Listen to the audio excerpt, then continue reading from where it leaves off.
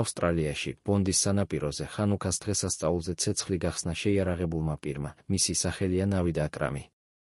სიდნეის ებრაულ თემზე თავდასხმის შედეგად 11 ადამიანი დაიღუპა და 29 დაშავდა, დაღუპულთა რიცხვი 12-მდე გაიზარდა, მათ შორის ერთ-ერთი სავარაუდო თავდამსხმელი.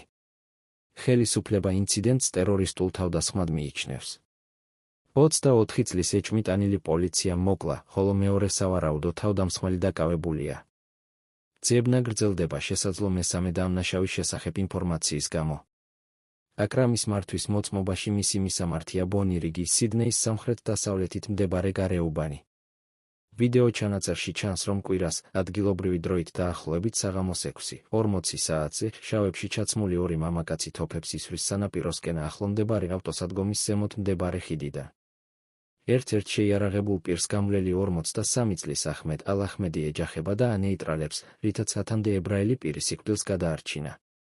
პოლიციამ მოგვიანებით დაადასტურა, რომ გარდაცვლილ ეჭვმიტანილთან დაკავშირებულ მანქანაში იმპროვიზირებული ასაფეთქებელი მოწყობილობა იპოვეს და განაცხადეს, რომ თავდასხმამდე ერთ-ერთი დამნაშავის შესახებ იცოდნენ.